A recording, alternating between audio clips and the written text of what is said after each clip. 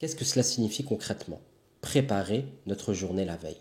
C'est très simple. Je vais te donner ma routine d'avant de dormir pour que tu comprennes mieux.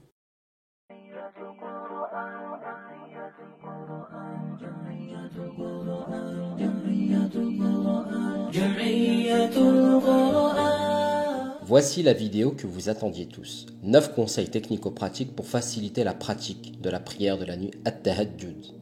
Cette vidéo fait suite à notre précédente vidéo, 8 bénéfices à tirer de la pratique de la prière de la nuit, et que vous pouvez voir ou revoir en cliquant sur le point i qui s'affiche sur YouTube. Ce qui est le plus difficile dans la pratique des prières de la nuit, ce n'est pas de prier la nuit. C'est surtout de parvenir à se réveiller et de se lever de son lit assez tôt, avant l'heure de la prière du Fajr. Alhamdulillah, je fais cette vidéo alors que nous entrons peu à peu dans la saison hivernale, alors que chez moi, à Épinal, la prière du Fajr est actuellement à 6h20, ce qui rend plus facile le réveil et la pratique du Tahajjud que dans une autre saison. C'est donc le meilleur moment pour enclencher cette habitude de prier la nuit. C'est d'ailleurs dans ce sens que le prophète alayhi salatu wassalam disait que l'hiver était le printemps du croyant, selon un hadith rapporté par l'imam Ahmed. Dans l'explication de ce hadith, les pieux prédécesseurs expliquaient cela notamment par le fait que les nuits étaient plus longues et donc plus propices à la pratique de la prière de la nuit.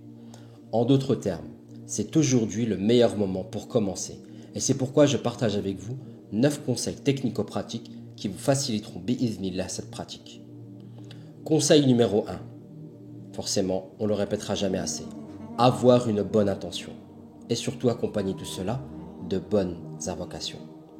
La bonne intention est normalement naturellement présente dans la pratique des prières de la nuit car il n'y a absolument aucun bénéfice à raccourcir ses nuits et son sommeil dans de telles circonstances que si ce n'est pour aller rechercher la baraka d'Allah Azza wa Jal. Mais tu le constateras par toi-même, cela peut être difficile au début de mettre en place cette nouvelle habitude. Surtout quand on sait qu'on peut dormir une demi-heure ou une heure de plus quand on est dans son lit douillet. C'est pourquoi pour y parvenir, il s'agira d'invoquer Allah Azza wa Jal autant que faire se peut, afin qu'il te permette et qu'il te compte parmi ceux qui se lèvent au dernier tiers de la nuit. Conseil numéro 2, dormir le plus tôt possible. Il n'y a pas de secret. Se lever pour le dernier tiers de la nuit, ça signifie se lever tôt, voire très tôt. Alors pour ne pas se réveiller complètement éclaté, il s'agira de tout de même avoir le quota de sommeil dont on a besoin. Sans parler des recommandations du prophète alayhi salatu wassalam qui nous invite à dormir après l'accomplissement de la prière de l'Isha. Alors si tu souhaites être couvert de la miséricorde d'Allah subhanahu wa ta'ala au dernier tiers de la nuit, va te coucher le plus tôt possible afin d'être en pleine forme malgré un réveil précoce. Conseil numéro 3, prépare ta journée la veille. Tu connais très probablement cet adage qui dit que c'est aujourd'hui que se construit demain. Eh bien, c'est encore plus vrai lorsqu'il s'agit de construire ta relation avec Allah subhanahu wa ta'ala le lendemain matin. Qu'est-ce que cela signifie concrètement? Préparer notre journée la veille. C'est très simple. Je vais te donner ma routine d'avant de dormir pour que tu comprennes mieux. J'ai l'habitude, par exemple, de prendre une douche à mon réveil. Et quand on veut prier Tahajjud, une bonne douche, ça permet de bien se réveiller, en plus d'être tout propre pour notre rendez-vous avec Allah subhanahu wa ta'ala. Alors avant de me coucher, je prépare mes vêtements et je prépare la salle de bain de sorte avec mon peignoir et ma serviette à ce qu'au réveil, je n'ai plus qu'à passer sous la douche. Auparavant, j'avais besoin d'un bon verre de café pour connecter mes neurones à mon réveil. Alors ce que je faisais, c'est que la veille, je préparais ma tasse avec le café déjà dedans et je remplissais la bouilloire comme ça à mon réveil, je n'ai plus qu'à appuyer sur le bouton pour faire chauffer l'eau. Je prépare aussi mon espace et mon temps pour la pratique du Tahajjud en mettant le tapis de prière au sol dans la place prévue à cet effet et surtout en définissant au préalable ce que j'allais réciter comme sourate durant ces prières. Pour moi, c'est très simple. Je récite en prière pendant le Tahajjud la partie que je révisais du Coran la veille. Et je définis également si au moment de prier Al-Witr pour clôturer Tahajjud, je fais une invocation du Qunut ou non. Tout ça me permet de définir combien de temps j'aurai besoin pour Tahajjud et pour définir mon réveil. En clair, j'ai besoin de 10 minutes pour ma douche, de 45 minutes pour prier mes 11 unités de prière ou une heure complète si je fais l'invocation du Qunut. Il faudrait donc que je me lève entre 1h30 et 1h10 avant l'heure de la prière du Fajr. Conseil numéro 4.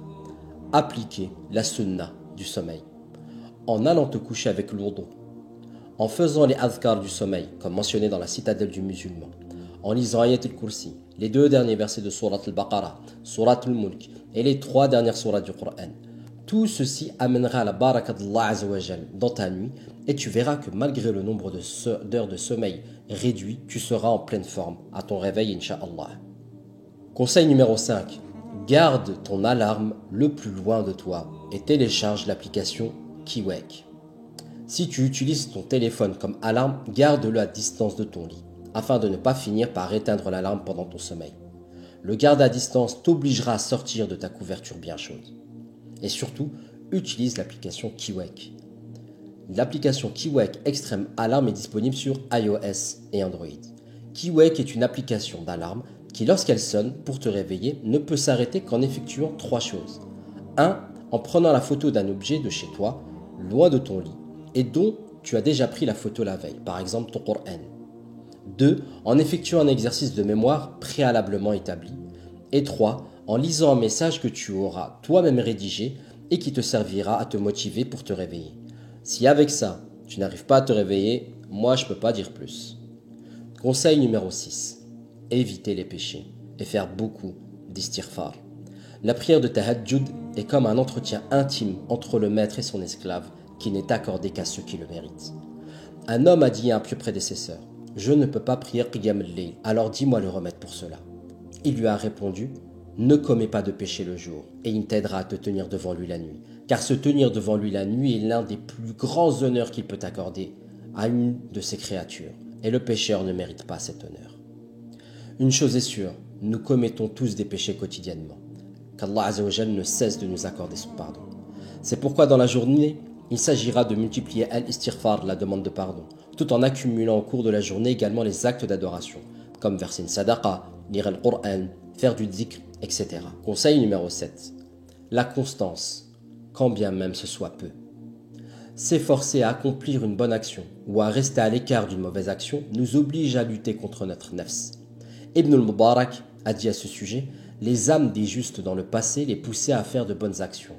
Mais nos âmes ne font pas ce que nous voulons qu'elles fassent, sauf par la force. Nous devons donc les forcer. Qu'en est-il donc pour nous musulmans de 2020 ? C'est la raison pour laquelle le prophète alayhi salatu wassalam a conseillé aux croyants d'être constants dans l'accomplissement des bonnes œuvres. Et cela même si c'est d'une infime quantité. Parce que lorsque quelque chose est fait avec constance, s'inscrivant dans une habitude ou une routine, cela devient plus facile à faire au quotidien. Soyons donc constants, même si ce n'est qu'avec 2 rak'at, 2 unités de prière, quelques minutes avant l'heure du fajr. D'ailleurs à ce sujet, j'ai reçu pas mal de commentaires et de messages avec la première vidéo, dont une question qui est récurrente, comment calculer le dernier tiers de la nuit ? Je vais dans un premier temps répondre à la question et dans un second temps, je vais te faire part d'un message que j'ai à te faire passer. Tout d'abord, pour calculer le dernier tiers de la nuit, il s'agit de compter le temps qui sépare l'heure de la prière du Isha de l'heure de la prière du Fajr, de le diviser en 3 et de ne conserver que 2 tiers, puis d'ajouter à cela à l'heure du Isha. Et tu obtiendras l'heure du début du dernier tiers de la nuit. Ça te semble compliqué ? On va passer au tableau. Prenons donc une situation où la prière du Isha est à 18h30. La prière du Fajr est à 6h30. De 18h30 à 6h30, il y a 12 heures.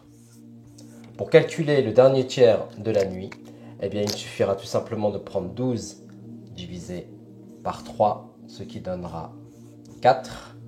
4 que l'on multiplie par 2, puisque forcément quand on se réveille au dernier tiers de la nuit, il faudra calculer 2 tiers pour savoir à quel moment commence le dernier tiers de la nuit, ce qui fait 8.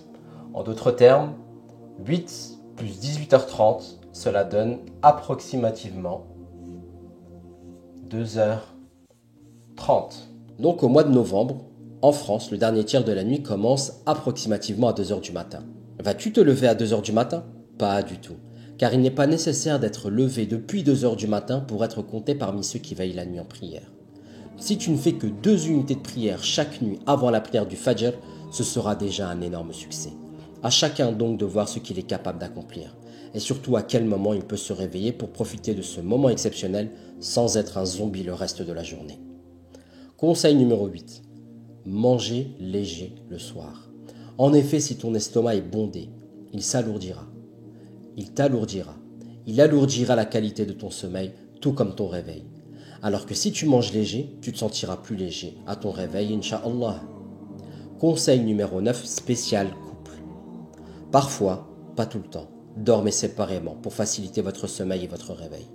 Parce qu'on va se le dire, le lit conjugal a une dimension intime et charnelle. Et en d'autres termes, il s'agit d'un attachement à la vie d'ici-bas, qui plus est lors d'une froide nuit d'hiver et que tu es emmitouflé sous la couette. En d'autres termes, ça ne va pas t'aider à te lever au dernier tiers de la nuit, qui est un acte qui n'apporte en soi que des bénéfices dans l'au-delà.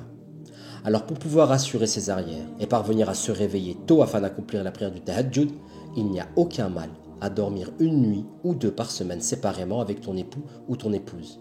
Au contraire, il n'y a que du khayr, si c'est fait pour Allah Azza wa Jal, sans parler de la joie et de l'enthousiasme que cela suscitera entre vous dans vos retrouvailles, Inch'Allah. Voilà donc les 9 conseils que je souhaitais partager avec toi. Mais si toi aussi tu as d'autres conseils qui peuvent nous aider, j'attends que tu les partages avec nous en commentaire. De même si tu as des questions. Barakallahu fikum et qu'Allah Azza wa Jal fasse du Coran le printemps de nos cœurs.